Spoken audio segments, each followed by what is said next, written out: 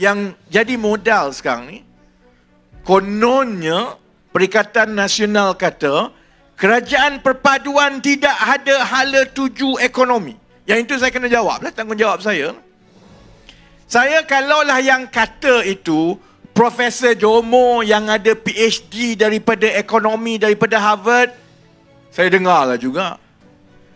Kalau yang kata tu contohnya yang memang ada pengalaman menjadi pengurus dana berpuluh tahun satu dunia, fahamlah juga. Ini yang dok maki tiap-tiap hari yang datang ini, kita nak cerita pasal inflasi pun dia tak faham, saudara-saudara. Ini jenis yang dia pakai dengar daripada TikTok, dia rasa dia yakin dia boleh jadi Menteri Kewangan Dunia. Jenis macam tu. Jadi saya nak ambil masa sedikit, walaupun malam-malam pukul 11 lebih, jangan fikir kita dekat sini, fikir yang menonton di seluruh Malaysia. Kerana kita selalu ambil kesempatan ceramah ini ialah pentas untuk kita memberi pencerahan. Dan antara benda yang paling suka nak difahami ialah soal ekonomi ni. Sebab orang kata Malaysia ni, kalau ikut Tan Sri Muhyiddin lah, Malaysia ni dah hancur dah. Hancur lebur dah ekonomi. Teruk dah.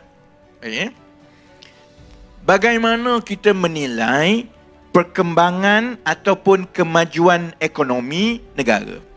Kalau kita keluarga senanglah, kita tengok gaji kita tengok harta kita tengok perbelanjaan kita, gaji tolak perbelanjaan, tengok ada lebih, tengok hutang, tengok harta lah. Untuk negara, dia tak adalah banyak beza sangat. Lebih kurang macam itulah. Kita selalu tengok perkara pertama ialah pertumbuhan ekonomi. Yang orang dok kata pertumbuhan, ataupun kalau nak nampak cerdik sikit lagi, beritahu pertumbuhan keluaran dalam negara kasar, KDNK. Saudara-saudari tahu ke tidak pertumbuhan semua ni sebenarnya maksudnya apa? Pertumbuhan ini diukur dengan keseluruhan perbelanjaan yang berlaku dalam sesebuah ekonomi, campur lagi juga nilai ekspor tolak nilai import lah. Dia lebih kurang macam tu. Jadi maksudnya keupayaan keseluruhan berbelanja sebuah ekonomi.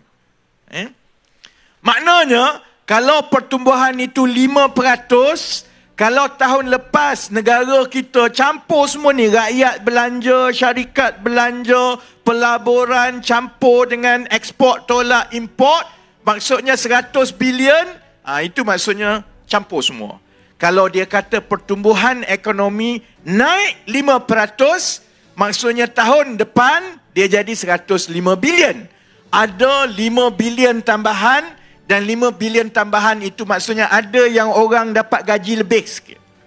Ada syarikat yang untung lebih maka dia berbelanja lebih, ataupun oleh kerana dagangan kita lebih baik maka kita ekspor lebih, kita beli kurang. Kenapa pertumbuhan ekonomi ini penting? Dia tengok tiap-tiap tahun kalau berkembang cukup penting untuk kerajaan, untuk rakyat, kerana itulah hasil cukai negara. Syarikat banyak berbelanja, maksudnya syarikat ada pulangan yang baik, untung yang baik, ambil cukai jadi pendapatan kerajaan. Jadi fungsi pertama ataupun kayu ukur pertama kita tengok ekonomi ialah kita selalu tengok pertumbuhan ekonomi. Pertumbuhan yang baik maksudnya ialah ekonomi itu berkembang. Bila ekonomi itu berkembang, kerajaan akan dapat hasil cukai lebih tinggi. Hasil cukai lebih tinggi maknanya kerajaan boleh bina jalan lebih baik, boleh bagi lebih banyak bantuan dan sebagainya. Itu yang pertama. Tapi ada masalah tau. Kalau berkembang, sebenarnya tak tentu bila pertumbuhan ekonomi itu naik tinggi, nampak cantik, tak tentu perkara itu yang baik. Ada syarat kedua. Syarat kedua dia apa dia? Harga mesti stabil.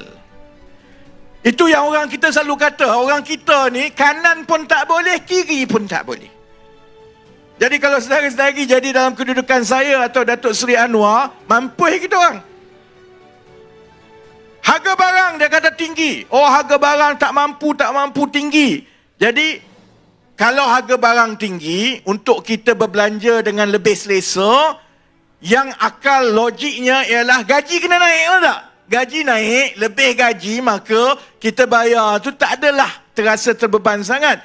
Tapi setiap kali kita bercerita pasal gaji, mesti ada yang kata, oh kalau gaji naik, harga barang pun naik lah, matilah kita. Kanan pun tak boleh, harga barang, gaji naik pun tak boleh, harga barang pun tak boleh. Ada betulnya. Sebab itu, selain daripada pertumbuhan ekonomi yang mesti berkembang daripada satu tahun ke satu tahun, syarat kedua pengurusan ekonomi nak tentukan negara ni teruk ke tidak, ni nak jawab Tan Sri Muhyiddin dengan Perikatan Nasional, duk maki tiap-tiap hari kata negara ekonomi merudum ni, kena tengok perkara kedua, iaitu inflasi. Sebab bila lebih banyak wang, maka kuasa membeli lebih tinggi. Bila kuasa membeli itu lebih tinggi, harga barang terus naik. Dia bukan saja soal harga barang itu mahal. Kalau inflasi itu naik tinggi dan tidak terkawal, bermaksud satu, wang kita makin lemah dari segi kuasa beli dari satu tahun ke satu tahun. Dan yang lebih teruk maksudnya, bekalan yang boleh dibuat itu tidak lagi boleh menampung permintaan. Jadi yang ini yang berlaku dengan cerita ayam tahun lepas di bawah Perikatan Nasional ni. Harga ayam mula naik, lepas tu dia macam gabra, dia tak reti gini kiri kanan, akhirnya dia kata saya nak kawal harga. Tapi nak kawal harga sebab dia tahu yang itu saja, dia tak jaga sebenarnya kalau kamu tetapkan harga, tetapi pada masa yang sama, kamu tak bantu penternak-penternak ayam. Buat apa dia nak jual ayam harga RM9 apabila kos dia RM11? Akhirnya dia buat apa? Dia tak pelihara ayam. Bila dia tak pelihara ayam, bekalan ayam mula terganggu, yang ini makin naik lagi. Jadi sebab itu, mana-mana pengurusan ekonomi di dunia ini, dua perkara ini adalah perkara yang paling penting, iaitu mencari titik keseimbangan di antara pertumbuhan ekonomi dengan kestabilan harga yang dikawal ataupun ditentukan oleh inflasi. Negara boleh maju, tapi kalau inflasi tinggi, mati. Negara, kalau dia maju, tapi inflasi makin merendah sampai negatif, maksudnya pun ada masalah juga. Sebab bayangkan begini, kita beli rumah kita harga 100,000 tahun ini. Kita dah belanja 100,000. Tapi oleh kerana dalam keadaan negara yang dia deflasi, maksudnya harga dia menguncup dan mengurang tiap-tiap tahun, 5 tahun lagi yang kita beli 100,000, dia tinggal RM70,000. Kita kerja tiap-tiap tahun ni, duk bayar. Tapi harta yang kita ada makin mengurang. Sebab itu, dua syarat utama yang digunakan oleh semua orang dalam dunia ini, kecuali walaun PN, hanya dua.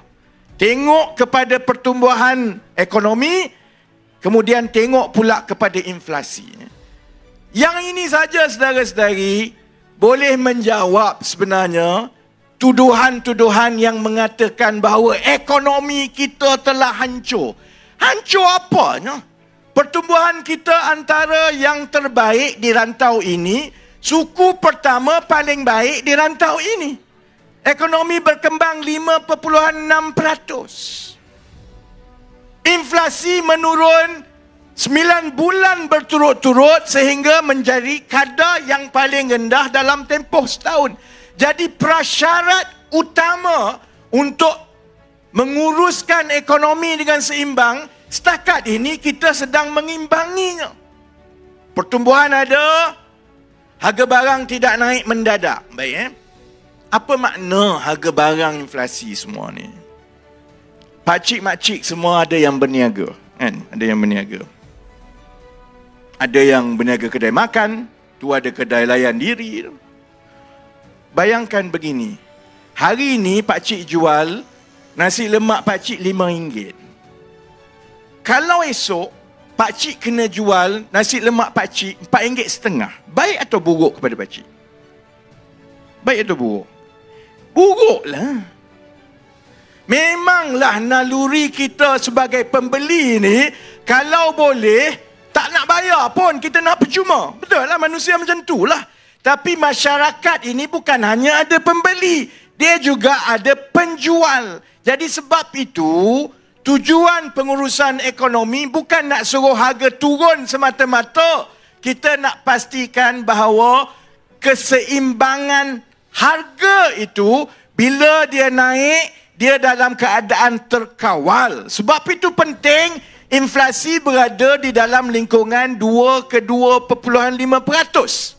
Yang itu sasaran kita. Sebab kita yakin kalau tengok semua data, dan itulah amalan ekonomi satu dunia, kecuali walaupun PAS.